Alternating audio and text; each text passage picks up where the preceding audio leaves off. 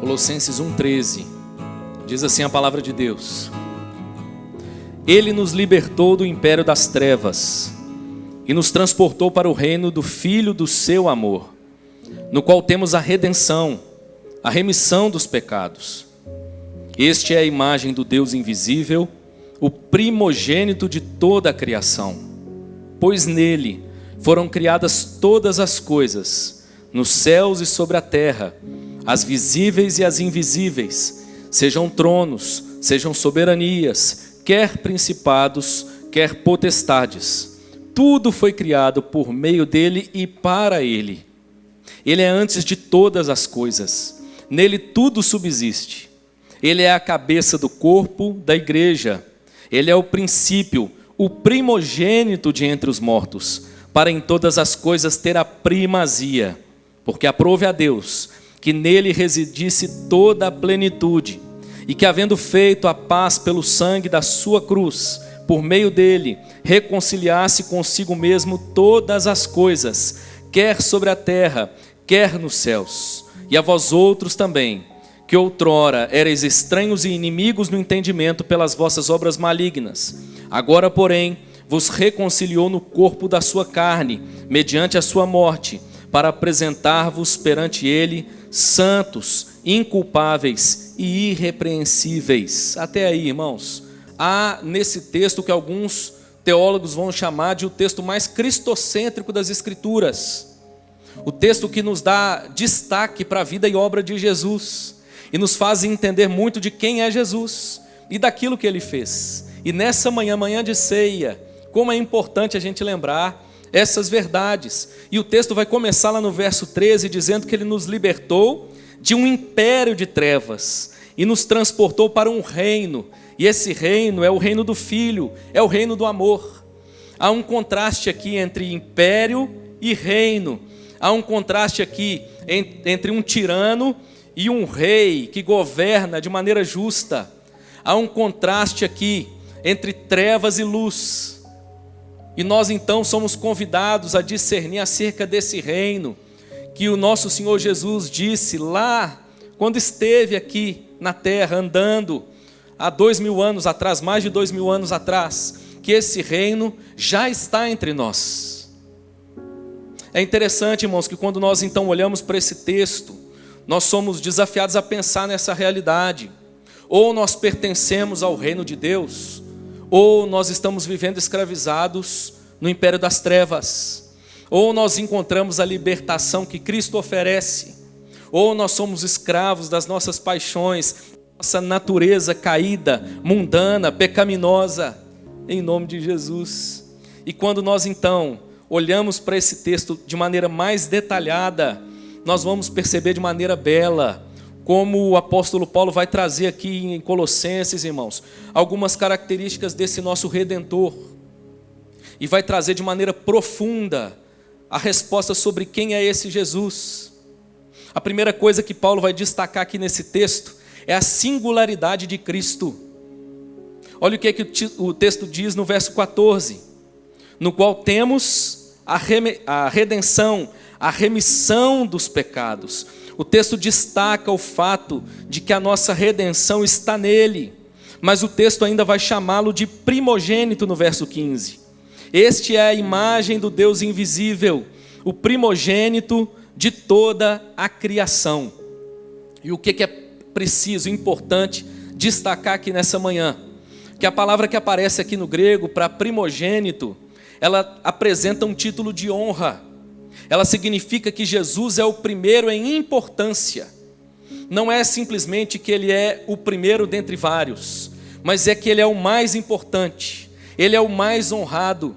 E quando nós olhamos então para esse texto, irmãos, nós somos desafiados a olhar para essa realidade e enxergá-la no nosso cotidiano. Jesus Cristo é único, Jesus Cristo é singular. A nossa cultura, na verdade, quando fala e pensa sobre Jesus, até consegue admirar a Jesus, mas o faz colocando Jesus entre outros, como um grande mestre, como um grande profeta, por que não dizer como um grande psicólogo, um grande líder.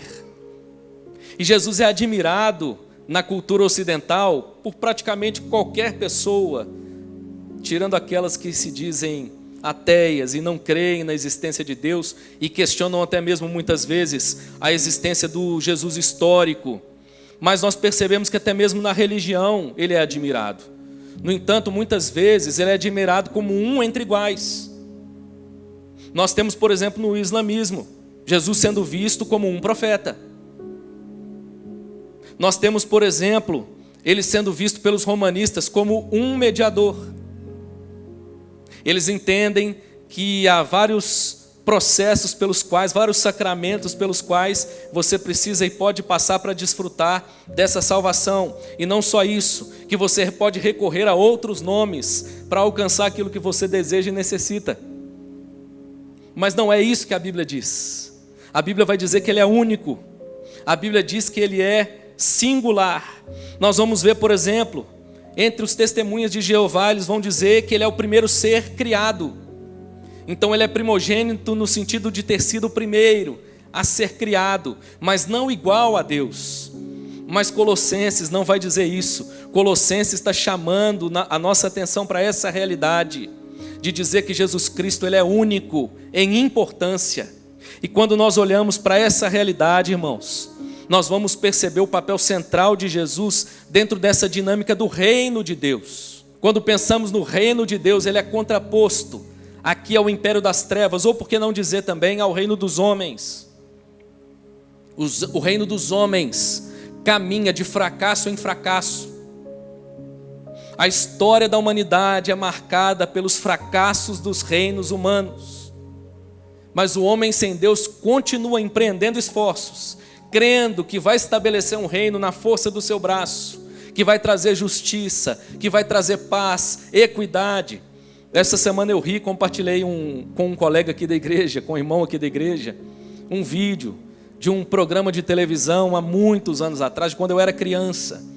E nesse programa, pastor, a apresentadora, ela traz um personagem que era vestida como se fosse um ser futurístico, e aí ela vem e fala assim: eu venho de 2023.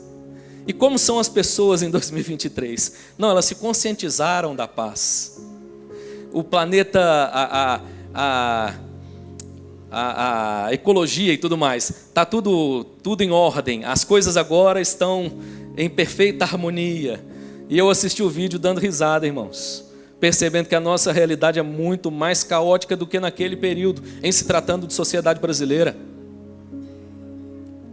A Torre de Babel ainda é um sonho do coração do homem sem Deus. E tem muita gente que se diz cristão, que está edificando a sua própria. Mas nós somos convidados, irmãos, a participar desse reino maravilhoso de Jesus Cristo.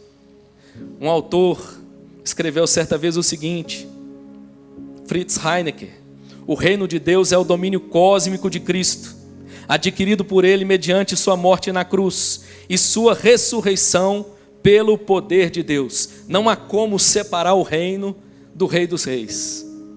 E quando nós olhamos para o Rei dos Reis, a Bíblia então vai destacar a sua singularidade. Jesus é único.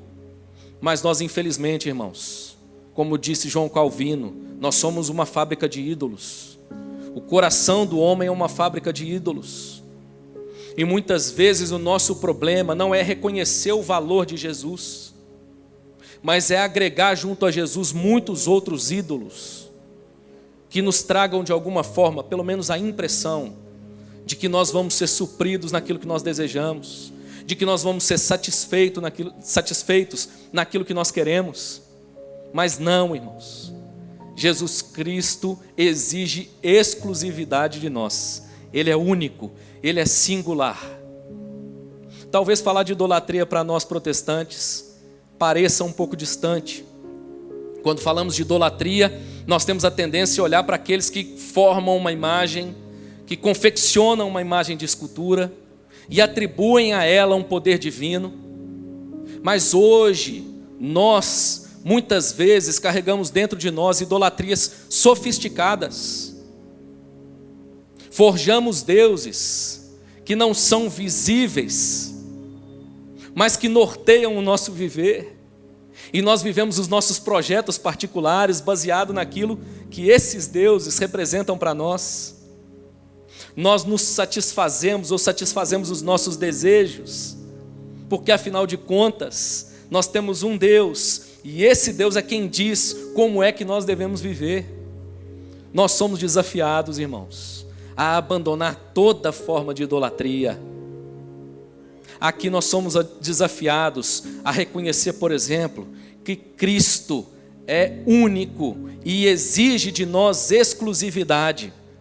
Ou nós o adoramos e o temos como nosso Senhor, ou já não há mais lugar para Ele. Somos desafiados então nessa manhã, meu irmão, a pensarmos acerca dessa realidade. Interessante que eu me lembrei de uma frase de um outro personagem já falecido, um romancista, David Foster Wallace, não sei quem conhece. Certa vez ele foi convidado a falar em uma formatura, e ele então disse, lá em 2005, nessa formatura, o seguinte, presta atenção que o texto é um pouquinho mais longo do que é de comum, mas presta atenção. Todo mundo adora alguma coisa. A única escolha que temos de fazer é o que adorar. E a razão persuasiva para talvez escolhermos um tipo de Deus ou algo espiritual para adorarmos é que praticamente qualquer outra coisa que você o adore o comerá vivo. Se você adora dinheiro e bens, se são eles que dão sentido a seu viver, então você nunca terá o bastante, nunca sentirá que tem o bastante. Adore seu corpo, sua beleza, seu poder de sedução, e você sempre se achará feio.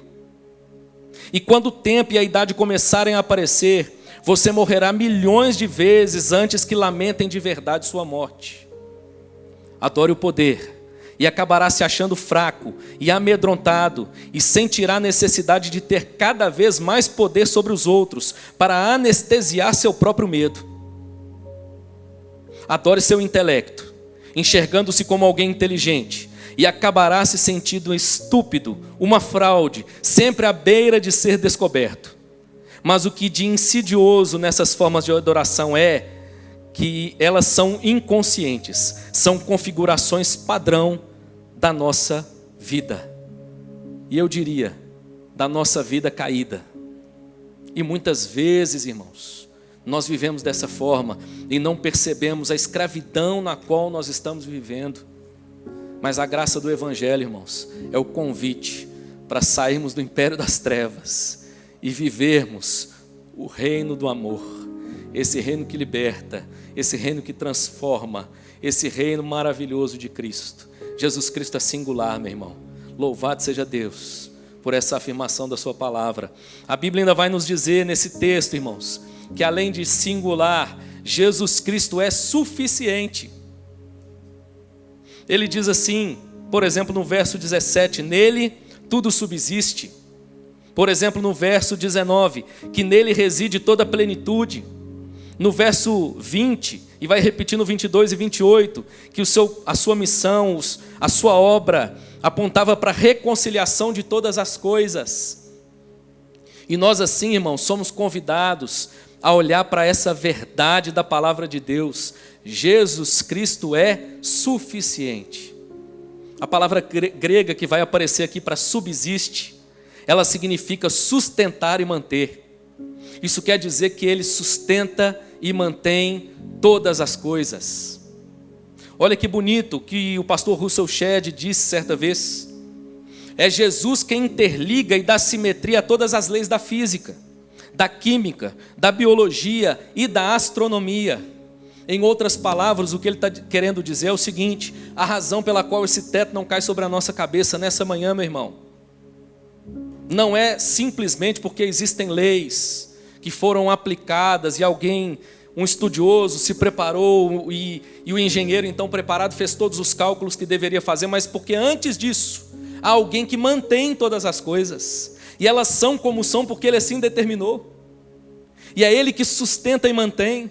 A razão pela qual nós despertamos cada dia, irmãos, é porque Cristo mantém todas as coisas, sustenta todas as coisas. A razão pela qual nós temos força para trabalhar e alcançar qualquer projeto é porque há alguém que tem poder para sustentar e manter todas as coisas. É por isso, meu irmão, que nós precisamos olhar para Ele e reconhecer que Ele é suficiente e que nós não precisamos de nada mais além dEle. Precisamos depositar a confiança do nosso coração nesse Jesus Cristo, que é singular, mas também é suficiente. Paulo vai dizer lá em Atos 17, 28, pois nele vivemos, nos movemos e existimos. Essa é a realidade de vida. É nele, irmãos, que nós vivemos, é nele que nós nos movemos e é nele que nós existimos. É Cristo que mantém e sustenta todas as coisas. Louvado seja Deus. Isso significa, por exemplo, na prática, que ao olhar para Cristo, nós precisamos reconhecer que nele subsiste, ou ele é suficiente para a nossa salvação. Não há mérito, não há obra humana. A razão pela qual nós vamos comer o pão e beber o cálice é exclusivamente porque Cristo é suficiente. Não é porque essa semana nós fomos muito bem. Essa semana eu cumpri com todo o cronograma. Não é porque nós apresentamos as obras corretas. Não é porque nós somos boas pessoas. Interessante que eu ouvi certa vez de uma pessoa na igreja, na Betel, caminhou com a gente durante muito tempo, frequentando os cultos. E um dia eu perguntei se ele não queria fazer parte da classe e se preparar para o batismo. E ele disse o seguinte: não, pastor, eu ainda não estou pronto. O dia que eu estiver pronto, eu vou para a classe e vou me batizar. E foi a oportunidade que eu tive para dizer para ele: então esse dia nunca vai chegar, porque você nunca estará pronto.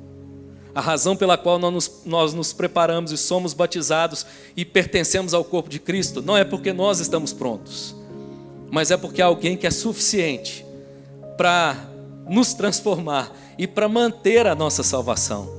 É por essa razão que nós estamos aqui nessa manhã. Precisamos reconhecer isso, meu irmão. A fé cristã não é simplesmente algumas boas recomendações para a nossa caminhada. Olha, eu vou lá domingo de manhã, porque eu ouço alguns princípios legais que, se eu abraçar, vão fazer parte da minha vida, vão ser bons para a minha vida. Não, meu irmão, é muito mais do que isso. Michael Horton, por exemplo, vai dizer o seguinte: não é por acaso então que essa história de redenção é chamada de boas novas. Se fosse uma informação ou um programa de autoaperfeiçoamento, seria chamado de outra coisa, algo como bom conselho, boa ideia ou boa inspiração. Mas é boa nova porque é um anúncio de algo que alguém já conseguiu por nós. Ele é suficiente. E é exclusivamente pela graça dele que nós estamos aqui nessa manhã e vamos comer o pão e beber o cálice em nome de Jesus. E eu preciso te perguntar: onde você tem posto a sua confiança, meu irmão? Nós tivemos anos difíceis, esses anos que se passaram, mas foram anos, irmãos, de muita reflexão. E eu vi muita gente olhando para si dizendo: olha, eu achava que eu estava muito bem, mas minha confiança estava posta no lugar errado. Onde está posta a nossa confiança? A minha e a sua confiança. Como você tem caminhado? Orgulhoso porque você tem dado conta de realizar, de empreender. Você está chegando lá. Quero te fazer uma outra pergunta. Talvez você se encontre no outro lado, de insatisfação, de tristeza, de amargura, de olhar para a vida e de se julgar incapaz. Olha, eu não cheguei, eu não dou conta. Será que esse sofrimento que você tem carregado dentro de si é justo à luz do Evangelho? Será que de fato você já se apropriou desses benefícios, desse reino maravilhoso? De olhar para si e reconhecer: eu sou incapaz, mas eu fui alcançado por aquele que é capaz, e ele me transformou poderosamente. Então eu me alegro, não na minha força, mas na força que ele me concede. Somos convidados, irmãos, a abraçarmos essa verdade. Jesus Cristo é suficiente para nós. Amém, meu irmão? Ele é singular, Ele é único, Ele é suficiente. Mas há ainda uma terceira verdade, última. Paulo vai chamar nossa atenção também para a supremacia de Cristo. Ele é singular, Ele é suficiente. E o texto ainda vai dizer que Ele é supremo. O texto diz no verso 15, que o Filho é a imagem do Deus invisível, o primogênito de toda a criação. Ele é o próprio Deus. E o texto ainda vai dizer que Ele é supremo sobre todas as coisas. Verso 18, Ele é a cabeça do corpo da igreja. Ele é o princípio, o primogênito de entre os mortos, para em todas as coisas ter a primazia. Essa palavra que é traduzida em outras versões como a NVT, como supremacia. E o que isso significa? Significa não só que Ele é único e suficiente, mas que Ele é maior. Jesus Cristo, segundo Colossenses capítulo 1, esse bloco que nós acabamos de ler, Ele é o próprio Deus Criador. Todas as coisas foram feitas por Ele e para Ele. Jesus Cristo é o Deus Redentor. Só Ele, Deus Santo, tinha poder e condições de redimir o ser humano caído, e Ele o fez. Ele é supremo sobre todas as coisas. Ele está acima de tudo e de todos. Ele não é apenas suficiente, incomparável, Ele é maior, Ele é superior. O texto então vai nos convidar, irmãos, para fazermos esse reconhecimento. Jesus Cristo precisa ser não só o nosso Salvador, precisamos reconhecê-lo como o Senhor das nossas vidas. Fiz uma reflexão no acampamento dos jovens em outubro. Pesquisa, irmãos. Fui para a concordância, chave bíblica. Você sabe quantas vezes Jesus é chamado de Salvador no Evangelho segundo Mateus? Nenhuma. Sabe quantas vezes Ele é chamado de Senhor? 36. Sabe quantas vezes Ele é chamado de Salvador no Evangelho segundo Lucas? 2. Sabe quantas vezes Ele é chamado de Senhor nesse Evangelho? 47. Mas a realidade da nossa cultura é que muitos querem um Salvador, mas não querem se submeter a esse Senhor. Jesus Cristo precisa ser o Senhor das nossas vidas em todas as coisas. Ele é supremo sobre todas as coisas. Abraham Kuyper disse no passado, uma frase dele que ficou célebre, que não há um único centímetro quadrado em todos os domínios da nossa existência sobre os quais Cristo, que é soberano sobre tudo, não clame: é meu. Tudo, irmãos, pertence a Jesus. E a pergunta é: Ele é o Senhor? Ele tem reinado? Ou nós pedimos licença para que nós voltássemos a sentar nesse trono, para que nós dessemos o tom, para que nós dessemos as rédeas de como as coisas deveriam ser? Ele é supremo sobre todas as coisas. Que bom saber, meu irmão, que a realidade do cristão, ela é uma realidade curiosa no mínimo. Nós vivemos, por exemplo, em um mundo onde somos cidadãos aqui também dessa pátria terrena. Temos deveres, temos missões aqui nessa terra. Disse outro dia aqui, se não me engano, semana passada, que o meio ordinário de Deus transformar a realidade presente é usando pessoas. Esse é o meio comum. E nós então nós entendemos o nosso papel, nós então atuamos na realidade presente, seja na profissão que nós então exercemos, seja politicamente, por exemplo.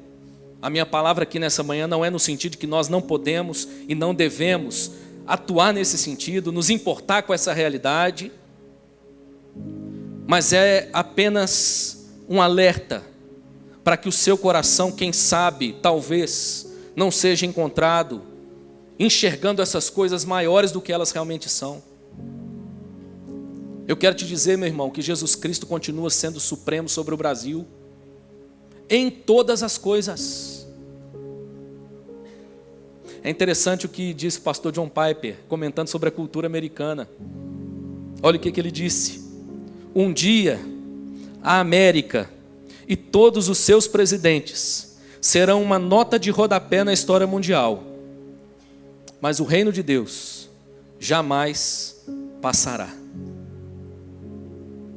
Nosso coração precisa encontrar descanso, meu irmão, nessa convicção. O Cristo a quem nós servimos, Ele não tem o seu domínio limitado por homem algum, por ser algum. Ele é supremo sobre todas as coisas. E de alguma forma, mesmo quando aos nossos olhos elas fogem àquilo que nós julgamos ser o correto, e precisamos empreender esforços para transformar, mas naquilo em que nos foge a competência e o poder para transformar, precisamos descansar no fato de que há um Senhor que é supremo sobre todas as coisas. Que Deus nos dê a graça, meu irmão, de entendermos o nosso papel na nossa sociedade, o nosso papel na nossa família, o nosso papel na nossa igreja, mas nunca nos esquecendo quem é o Senhor sobre todas essas coisas, em nome de Jesus.